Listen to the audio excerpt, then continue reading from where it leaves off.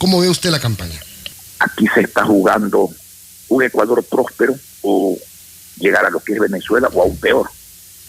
Porque los errores políticos, económicos, financieros y sociales, cuando las cosas se hacen mal desde el poder, no tienen fondo. Siempre se puede estar peor.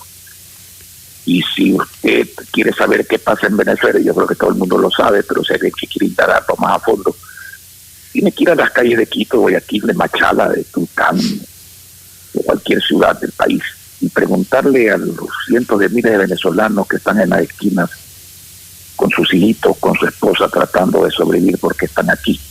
Y la respuesta es sencilla. Están aquí porque son víctimas de un modelo perverso, con sueldos que oscilan entre los 8 y 16 dólares al mes, buscando comida en la basura, sin medicina. Y eso es por aplicar las propuestas a las que yo me voy a referir. Yo no conozco a ciertos candidatos, y aunque los conociera, no me gusta criticar personas. Cada persona es respetable, cada persona tiene el derecho a pensar como quiera. Pero cuando esa persona piensa y se expresa, y esas expresiones y propuestas tienen que ver con el futuro de todos nosotros, es obligación de todos nosotros analizar esas propuestas. Yo me pregunto, ¿cree alguien de los que nos escucha que se puede salir de la crisis económica, social, política, financiera del Ecuador, producto precisamente, no del coronavirus, que ha afectado y que pasará, sino de algo que ojalá pase y que nos ha afectado permanentemente, los malos gobernantes, a base de exportar agua en vez de petróleo? Colombia exportaba muy poco petróleo y el Ecuador mucho. Hoy pasa a la inversa, y esos son dólares menos que entran al país, que no se deben dilapidar sin invertir en el pueblo, la gente pobre, en el joven, en el campesino, en el agricultor, en el ganadero, en la innovación, en la salud. ¿Cree usted que existe el agua electrónica? Seguramente el caballero se ha confundido con alguna lavandería en Seco, que es el único sitio donde se lava la ropa sin agua, digamos. ¿Cree usted que se puede, en vez de sacar oro de las entrañas de la tierra, respetando, porque la tecnología de hoy lo permite absolutamente la naturaleza, oro, y sacar oro de los celulares? Los celulares, entonces nos quedamos sin celulares, nos quedamos sin comunicación. Y además, sacar oro de los celulares vale más que el oro que está en los celulares. ¿Cree usted que se puede ofrecer dinero electrónico? Yo le pregunto, ¿usted ha comido electrónicamente? ¿Alguno de los oyentes se ha curado electrónicamente? No existe dinero electrónico, existen procedimientos electrónicos. Si usted tiene dinero en su cuenta corriente, dinero real, o el gobierno tiene dinero en el Banco Central real, puede hacer un procedimiento de débito para entregar plata electrónicamente, pero de verdad plata electrónica no existe. Y tal es que no existe que el señor que sostiene eso, como respuesta cuando lo atrapan en la mentira, dice, es que el dinero se crea de la nada, de la nada.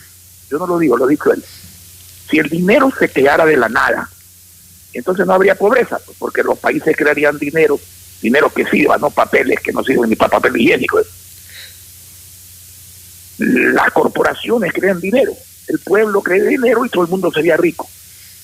Mire, el Ecuador no merece eso. Todo eso nos conduce a una desdolarización. Ya no nos acordamos, y los que no se acuerdan o no saben, pregunten a sus padres o a sus abuelos. Cuando en el año 1999-2000 la plata estaba congelada, los billetes sucres no servían para nada. Cuando los precios subían por ascensor de alta velocidad y los salarios por escalera, cuando la clase media y los pobres no tenían el crédito que ahora tienen y honran porque son buenos pagadores. A ese Ecuador que queremos volver, ese no es el Ecuador que queremos. Queremos un Ecuador de progreso. Entonces, eso es lo que tenemos que analizar. Aquí lo que se escoge es entre eso y componer este país, cosa que se puede, y podemos hablar, si usted quiere, cómo se puede. Pero antes de hablar cómo se puede, hay que decir por qué es que no hay que votar, porque entonces Esto será el diablo. Extrañaremos, entre comillas, la crisis de hoy porque iremos a la ruina, como todos los que aplican esto. ¿Y cómo? Vea Venezuela, ¿Cómo vea evitar hacia eso? dónde va Argentina, ¿Cómo, vea Nicaragua. ¿Cómo evitar eso? ¿Cuál es la contraparte? ¿Cuál es la oferta que realmente va a dar progreso al país? Bueno, como concepto muy sencillo, como ejecución, como todo en la vida, las cosas buenas, unas son inmediatas, otras son mediatas, otras son a largo plazo, pero hay que hacerlas porque son la solución. ¿Qué es lo que hay que hacer? Desorden en que le voy a hablar no importa porque todas las cosas son importantes, ¿no? A mí me han preguntado muchas veces ¿qué es lo más importante? Y yo devuelvo la pregunta. En un vehículo, ¿qué es más importante? El motor, las llantas, el combustible, el conductor. Si usted no tiene todo funcionando en orden, el vehículo no anda. Punto. No anda bien. Lo mismo pasa al gobernar. Hablemos de las propuestas. Las propuestas que el Partido Social Cristiano le entregó a Guillermo Lasso, que Guillermo Lasso las acogió y que son el puntal, digamos, de la campaña electoral que está llevando a cabo la Alianza 621. Educación, pero si no, internet. no lo hubiésemos apoyado, porque nosotros somos hombres y mujeres de conceptos. Además, con experiencia, hemos probado que servimos, lo hemos hecho bien. En las ciudades que hemos administrado en plena crisis han funcionado. Le pongo un ejemplo. En Guayaquil bajamos los impuestos 3 veces y tenemos el presupuesto más alto de la historia. En plena pandemia se inauguran puentes, aerovía, hay dinero para curar la salud. Entonces, ¿por qué no se puede hacer lo mismo en el resto del país? Pero vamos al grano. Agricultura y ganadería. La mitad del país vive de lo que produce el campo y la otra mitad consumimos lo que produce el campo. Y el dólar que sale de las flores, del banano, del café, del cacao, del brócoli, del camarón, del atún, sale de lo que se llama el campo, aunque aquí estamos hablando también del asunto pesca y acuicultura. Entonces, ¿cómo se puede abandonar a esa gente? ¿Cómo puede ser posible que esa gente no se le libere los impuestos a la producción? No le impuestos a la renta. Si ganan dinero tienen que pagar. Me refiero al pequeño ganadero, al pequeño agricultor, al pequeño pescador artesanal, al artesano. ¿Cómo puede ser posible que esa gente no tenga semillas de alto rendimiento gratis? Por eso no pueden competir con el Perú y Colombia, porque los ganaderos pequeños y los agricultores pequeños de Perú y de Colombia producen mucho más carne, mucho más leche, mucho más arroz, mucho más papa, con el mismo producto inicial, activo productor. ¿Cómo pueden competir si tienen impuestos que no tienen los países vecinos? Y por eso los campesinos y los ganaderos pequeños, ecuatorianos, agricultores pequeños, venden caro y pierden, mientras los peruanos y los colombianos venden barato y ganan, y por eso inundan el país ecuatoriano con sus productos. ¿Cómo puede ser que no se les dé crédito? Guillermo Lasso ha dicho 1.000 millones al 1%. Y alguien puede decir, ¿y ese milagro? No, no es ningún milagro. Guayaquil ha conseguido plata a 37 años plazo, con 17 años de gracia, al 1,5% sobre el LIBOR. En el Banco Mundial para proyectos serios hay plata al 2% y a 30 años. Él ofrece al 1%, quiere decir que el Estado va a subsidiar un 1%. ¿Cuánto es 1%? 10 millones de dólares.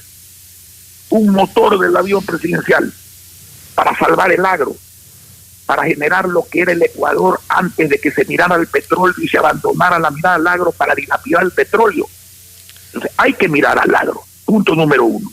Punto número 2, este país no tiene dinero y no va a tener dinero por mucho tiempo, porque cuando se hagan las cosas bien, el dinero no es, como dice cierto candidato, algo que se crea de la nada.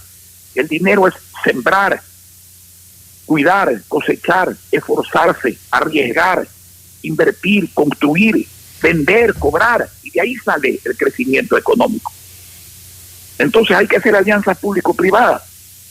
Entonces hay que hacer concesiones, pero bien hechas, pues, que sean productivas y beneficien al Estado y no perjudiquen al Estado, con muchas que se han hecho. Entonces, ¿qué hay que hacer? Hay que generar confianza. estímulos, arbitraje internacional, para que venga la inversión extranjera. ¿Y qué hay que hacer? Yo soy de los que creo en un Estado con alta protección social, y lo he demostrado en mi administración.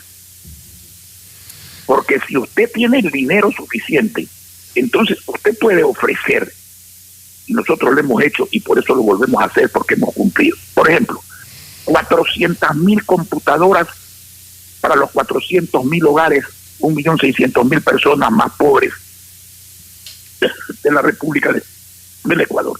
Gratuitas, nuevas, instaladas en sus casas, con conexión de internet gratuita, con programas gratuitos de teleemprendimiento, como Khan Academy, como Excel. Los jóvenes saben de qué estoy hablando y algunos adultos también.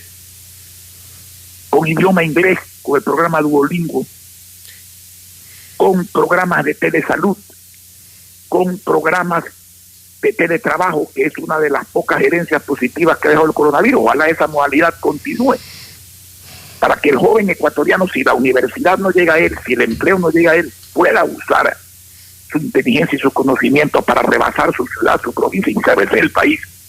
O no recordamos que Apple nació en un garaje, o sea que la inteligencia es patrimonio de los americanos, nada más no. El Estado tiene que desarrollar y dar la oportunidad de concretar el desarrollo de la inteligencia de los jóvenes. Perfecto.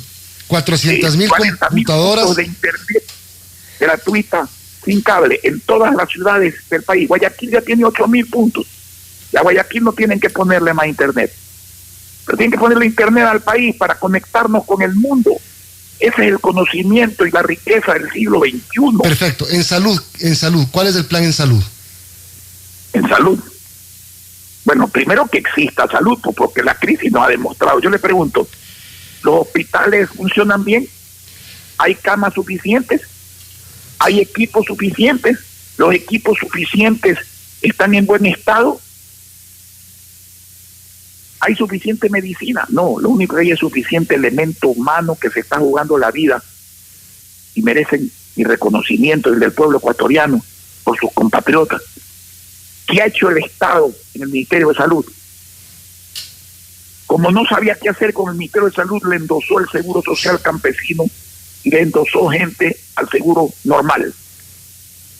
Y como se ha llevado la plata del seguro normal, donde están los aportes nuestros, del sector público y privado, del trabajador público y privado, de los hombres y mujeres del sector público y privado, 20% de nuestro salario, una quinta parte del salario, 500 millones de dólares al mes, caja chica del Estado, un impuesto al salario.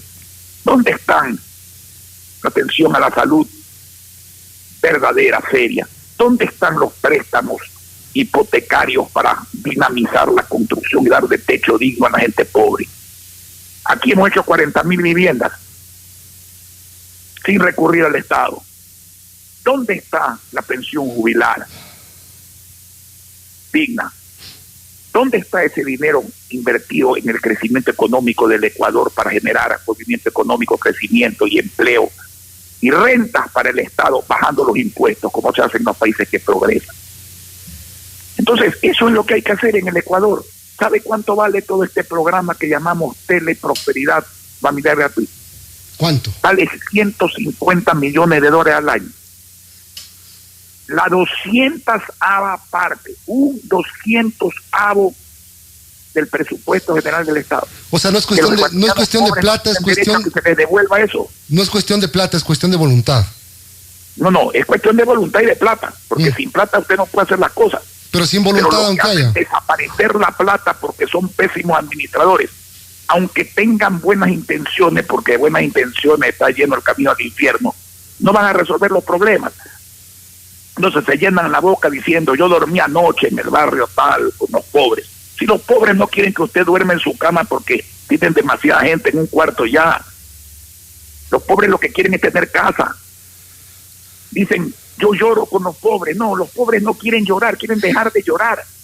Esto no es demagogia, las cosas se resuelven haciéndolas, no diciéndolas, concretándolas, no deseándolas. Y yo le hago una reflexión al pueblo ecuatoriano. ¿Ustedes creen que un niñito presta su bicicleta nueva a otro niñito que ha chocado la de él porque no sabe manejarla? No se la presta. Y no es egoísmo, es inteligencia. ¿Usted cree que usted se subiría en un transporte si supiera que el chofer no tiene licencia? ¿Usted se subiría en un avión si sabe que el piloto es carnicero? No, pero aquí el país se lo entregamos a alguien que no está preparado para gobernar, y eso es la primera obligación. El ciudadano tiene que saber que tiene el futuro en sus manos, en su voto, y después de votar tiene que tomar conciencia de que es ciudadano y exigirle a su empleado, el presidente, a sus empleados, los alcaldes y prefectos, a sus empleados, los asambleístas, que le cumplan. Esa es la democracia verdadera, no contentarse con votar. Hay que saber exigir. El cargo de ciudadano es el más importante de todos los cargos en la democracia. Pero hay que ejercerlo a plenitud, con dureza. Bien, son las 7:35, estamos dialogando con el abogado Jaime Nebot. Abogado, hay una propuesta específicamente que ha dado mucho de qué hablar en la ciudadanía, en los debates, y es este tema de portar armas para combatir la delincuencia por parte de los ciudadanos. ¿Por qué esta propuesta? ¿Por qué darle armas a los ciudadanos para que puedan combatir la delincuencia?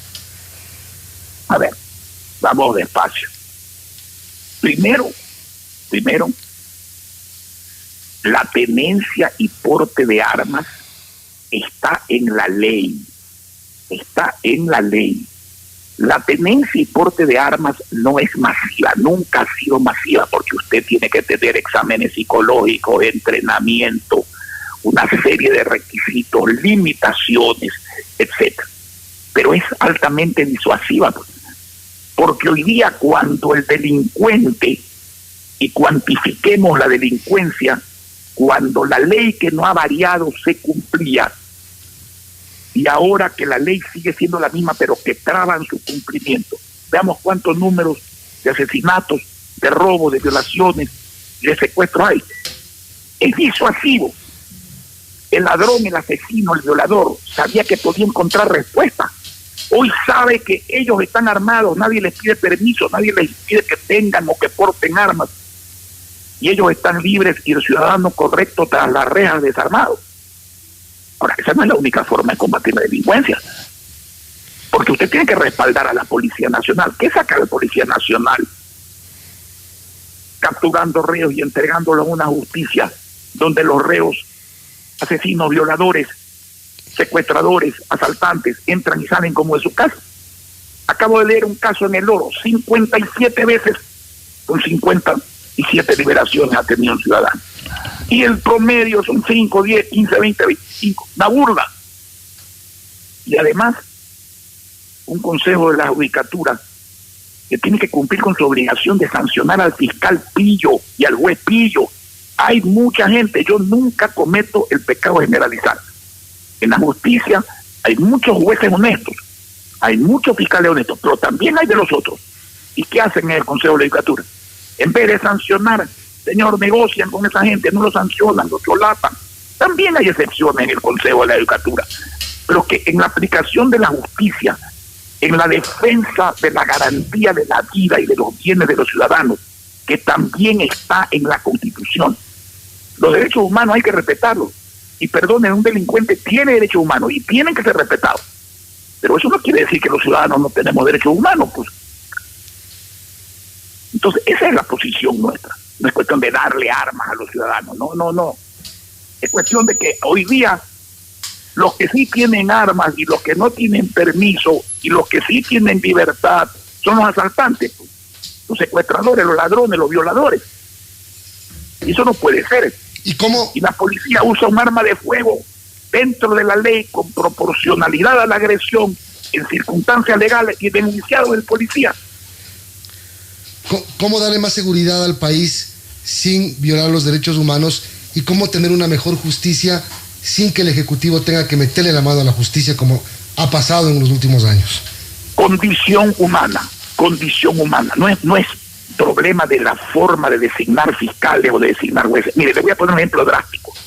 En Estados Unidos de Norteamérica, el presidente de la República, o sea, el Ejecutivo, designa una parte de los miembros de la Corte Suprema de Justicia y lo hace de por vida.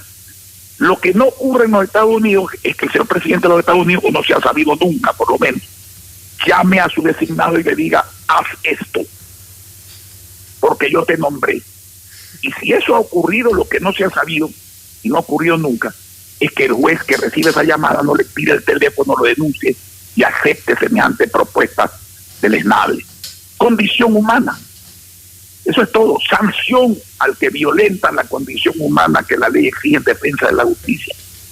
Porque si no hay comportamiento decente y no hay sanción al indecente, entonces ¿de qué seguridad podemos hablar? ¿Y de qué corrección en la administración pública, no solamente en materia de seguridad, podemos hablar? ¿Hay que endurecer las leyes? Por supuesto, pero oiga, ya han hecho reformas a las leyes, y si las leyes no las aplican, ya hay jueces pillos, ya hay fiscales pillos, que repito, no son todos, son la minoría, pero hay la suficiente minoría para prostituir esto, y nadie lo sanciona. ¿De qué sirven las leyes? Yo conozco presidentes y conozco mandatarios en distintos campos legislativos, judicial, etcétera. Buenos presidentes con malas leyes y conozco pésimos presidentes con buenas leyes. No es cuestión solo de las leyes. Abogado, sabemos todos que el empleo no se crea por decreto. ¿Qué hacer con tanta gente que está en el desempleo? ¿Qué propuesta tendríamos para el Ecuador para generar empleo? Perdóneme, le oigo muy bajito. Si me puede alguien repetir la pregunta con mayor volumen para contestar. Abogado, le quería preguntar qué pasa con la gente que está desempleada. El empleo no se crea por decreto, entonces, ¿qué hacer para que la gente tenga empleo? Tiene que haber dónde trabajar. Los políticos ofrecen empleo, nunca dicen dónde. Y mire, en el Estado ya no entra nadie más. Entonces, ¿dónde se trabaja? Se trabaja, primero, en los negocios actuales cuando crecen, porque cuando decrecen o cierran, lo que se produce es el desempleo. Segundo, en los nuevos negocios nacionales e internacionales que se instalan. Y ahí es donde viene la confianza, la seguridad jurídica, la certeza jurídica, el arbitraje internacional, los estímulos, las buenas negociaciones de alianzas públicas privadas, las buenas concesiones, el tratar bien a los inversionistas que vienen, exigiéndoles, por supuesto, como contrapartida, pagar sus impuestos, ser justos con sus trabajadores, generar productos de calidad a precios racionales. Y tercero, ahí donde hablamos, hoy día la riqueza está en la tecnología, en el conocimiento. Lea usted ese libro que para mí es maravilloso y sencillo, 21 soluciones para el siglo XXI, de Yuval Noah Harari, para mí el intelectual más importante del momento. Ahí está la riqueza. Por eso las computadoras, por eso la innovación, por eso el emprendimiento con financiamiento, levantando capital de riesgo, para eso. Si el joven no tiene trabajo, esas herramientas gratuitas a las que tiene derecho le van a permitir trabajar. Porque miren, no hay que confundir empleo con ingreso. El taxista, el dueño de un bazar, el dueño de un restaurante, la dueña de un taller de costura, el dueño de una vulcanizadora, el profesional que no quiere ser empleado y estudió para eso, para ejercer libremente su profesión, no son empleados, no quieren ser empleados. El agricultor, el ganadero, quieren tener ingresos, pero en un país paralizado, en un país donde se dilapida la plata y no contentos con eso endeudan el país hasta el tuétano, desperdiciaron 300.000 millones de dólares, el ingreso más alto de la historia, y nos dejaron la deuda más alta de la historia, y como tampoco les alcanzó la mayor cantidad de impuestos de la historia, y como no les alcanzó, le metieron la mano al Banco Central, al Seguro Social, a los maestros, a los trabajadores del sector privado con las utilidades, a los municipios que no les entregan, y el peor tratado de los municipios, el municipio de Quito, víctima de ese sistema perverso de gobierno que tiene que cambiar, porque si no ningún presidente va a poder con esto, porque son presidentes enjaulados en un sistema perverso. Les quitan las rentas, no les devuelven el IVA, les recortan el presupuesto a los municipios, a los prefectos, a las juntas parroquiales, se les llevan el IVA a las universidades públicas y privadas. Dígame, estos señores se han confundido, creen que nosotros somos esclavos del gobierno. El gobierno es empleado del pueblo, el gobierno tiene que servir al pueblo. Le voy a recordar una frase del expresidente Reagan: hombre pragmático, que dijo, el pueblo no quiere que el Estado le dé una mano, no, quiere que le saque las dos manos de los bolsillos donde se las ha metido para llevársele la plata. Ese es el deseo del pueblo ecuatoriano, la plata es del pueblo, el gobierno da. ¿Qué plata da el gobierno? La del pueblo, pues el dueño de la plata del pueblo, no el gobierno. Bueno, están ofreciendo $1,000 con plata del pueblo, ¿no? O sea, primero que le paguen los sueldos pues a los trabajadores, pues de qué dinero electrónico me hablan, eso no existe, ya se lo expliqué. Sí. Es creyendo que la plata sale de la nada, así ha dicho el candidato, la plata se crea. Bueno, con ese criterio le vuelvo a repetir, ¿por qué hay pobreza en el mundo si todo el mundo puede inventar plata? Bueno, la propuesta entonces. Mire ese respeto, aquí estamos, perdónenme, en una situación muy complicada, en una crisis muy honda, no solo institucional, no solo de honestidad, no solo de eficacia, no solo de solidaridad, de capacidad administrativa. Y las soluciones son exportar agua, privatizar la lluvia, sino bueno, hacer la lluvia de carácter público, sacar oro de celulares, desdolarizar, por favor. Todavía una receta para liquidar al Ecuador, para liquidar a los pobres del Ecuador. Al rico nunca le va a faltar, aún en la peor situación, el rico va a poder enterrar a su madre, va a poder matricular a su hijo en un colegio, va a poder comer 3 veces al día, va a poder ir al médico. La clase media no, se hace pobre y el pobre se pauperiza. Y eso tiene que pensar la gente cuando vota. Tiene que votar por él mismo, no por los candidatos, por él mismo, para usar al candidato en el buen sentido de la palabra como un instrumento de prosperidad y de desarrollo y de empleo y de crecimiento y de bienestar y de prosperidad. Y a 3 semanas de las elecciones todavía hay un porcentaje importante de gente que no ha decidido su voto. Bueno, que piense en estas cosas, porque para votar hay que pensar, porque si no se piensa y se equivoca uno, y el pueblo tiene derecho a equivocarse, ese es un derecho de la democracia, pero el que se equivoca paga las consecuencias, y el que acierta recibe los beneficios. Abogado, una pregunta más. Si es que gana Guillermo Lasso, ¿qué papel tendría usted en el gobierno de Lasso? Y además, ¿cómo conseguir gobernabilidad si una asamblea llega fracturada o si es que no hay acuerdos en los GATS locales o seccionales? ¿Qué se puede hacer? A ver, la última parte no se la entendí, la primera sí. ¿Yo qué papel voy a tener? Ninguno. Yo no voy a hacer nada. He sido claro, yo soy un hombre de palabra. Yo no quise ser candidato a la presidencia. He cumplido mi vida política electoral, no quiero ser ministro de Estado, no quiero ser embajador, no quiero ser asesor. Seré un ciudadano que luche para que el presidente de la República cumpla con su oferta electoral. Eso sí. La segunda parte de la pregunta no se la entendí. La segunda parte de la pregunta era sobre si es que llegan a una asamblea fracturada, sin una, digamos, estructura de un partido que sea dominante. Bueno, al asambleísta hay que exigirle lo mismo que se le exige al presidente, lo mismo que se le debe exigir a un alcalde, lo mismo que se le debe exigir a un prefecto, lo mismo que se le debe exigir a cualquier persona que usted designa o elige, que sea eficiente, que sea solidario, que hay que luchar por eso. Y por eso yo muy respetuosamente, yo sí pido el voto para la lista 6 aliados y para Lasso presidente, porque creo que tenemos experiencia, creo que hemos hecho las cosas bien, no exenta de defectos, todos los humanos tenemos defectos, pero en la balanza hay que poner los aciertos y las virtudes también, y son mayores que los defectos y los desaciertos. Y yo creo que al país hay que sacarlo adelante.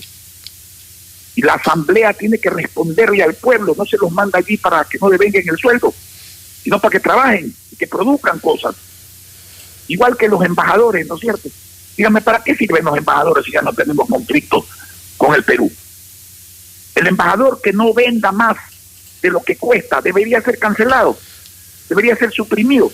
Hoy día la diplomacia es una diplomacia que produce, que vende el país, que vende el turismo, que vende la producción ecuatoriana. Para rascarse la panza no necesitamos pagarle sueldo. Bien, está dicho todo entonces. Esa es la propuesta de la Alianza 621 Social Cristiano, creo, que respalda la candidatura de Guillermo Lasso. Abogado Jaime Nebot, ex alcalde de Guayaquil, muchas gracias por habernos acompañado hoy. Buen día.